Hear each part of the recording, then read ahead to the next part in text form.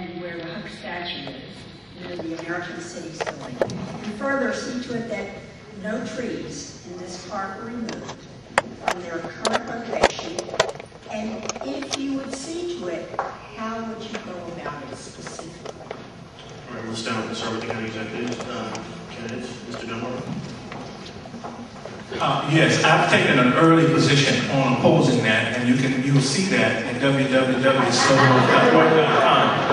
I do not like what came out of the charrette. I don't think the charrette process was done as fairly as it should have been done. My feeling is that the county DPZ is coming up with things that I don't know where they came from, because I was at every meeting that was there.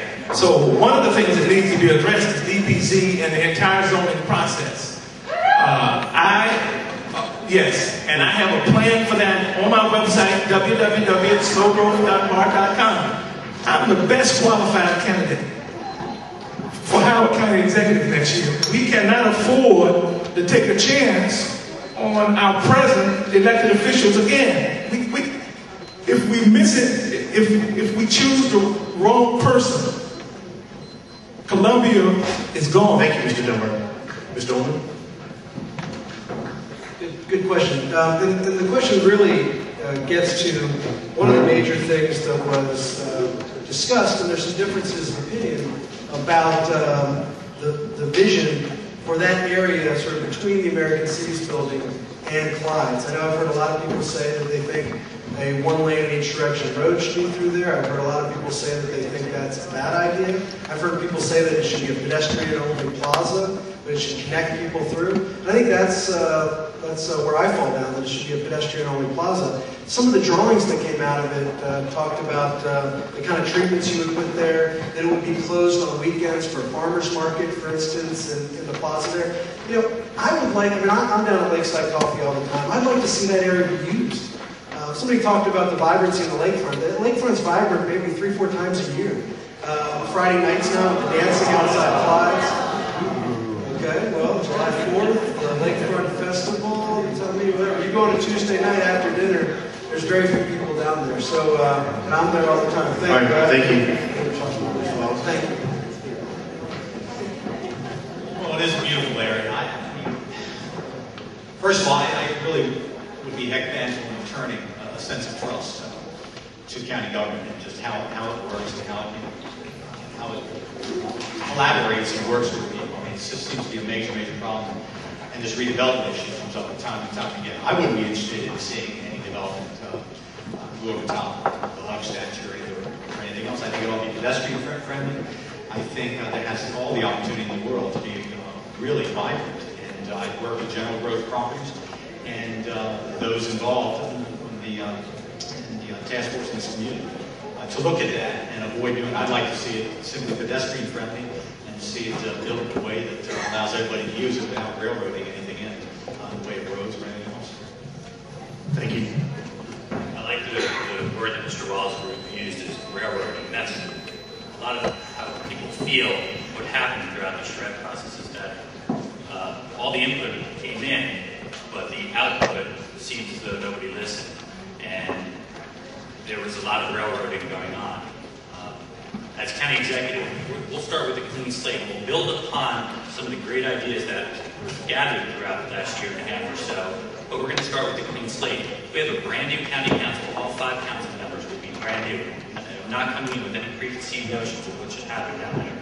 I would like to take the advantage as county executive to work with that brand new council, listen to what they have to say, because they're the ones who are going to be approving the zoning at the end of the day. But to ignore the new county council's thoughts of this process would be a shame. So, new government, new ideas, new time.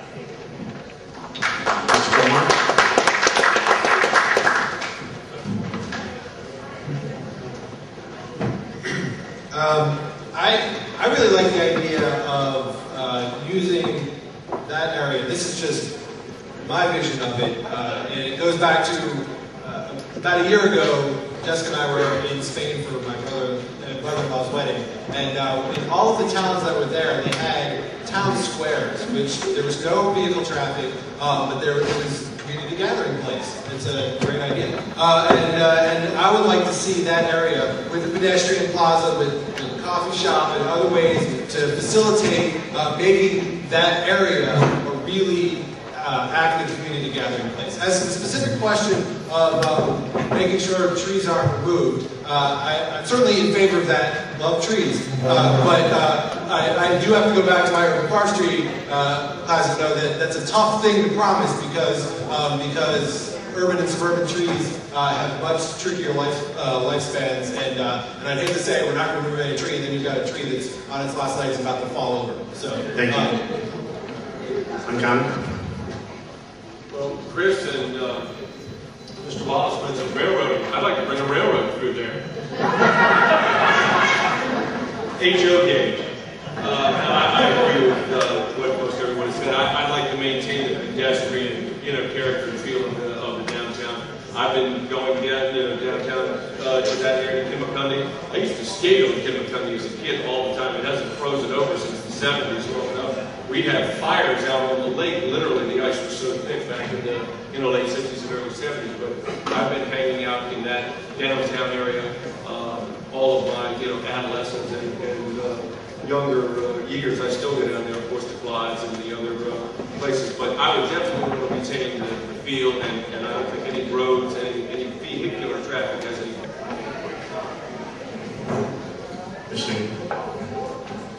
Gail, I see that area as a treasure. It's a place for gathering. It's the upper seats for what happens in the small amphitheater. It needs to be retained. But you asked, what could we do to retain it? And I don't know if we can do this, but I would absolutely investigate, and if we can, put some sort of preservation area on it. I live in Bryant Woods, I live in the historic district of Columbia. Well, I do. And that's another piece of our historic district. And I believe that if we want to hold on to some of the things that say visually who we are and say actively who we think we are and the place that we want, then we've got to put legislation on it to make it a preservation area.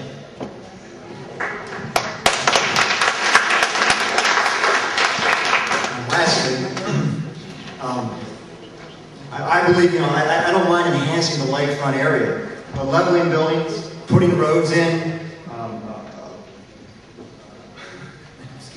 but adding 20-story, 30-story buildings, whatever, is just way too extreme for our area. And I think that along with Symphony Woods and this area you speak of, why wouldn't put in a protective easement, okay, to protect that area and preserve that area. This is our area for gathering. It already exists.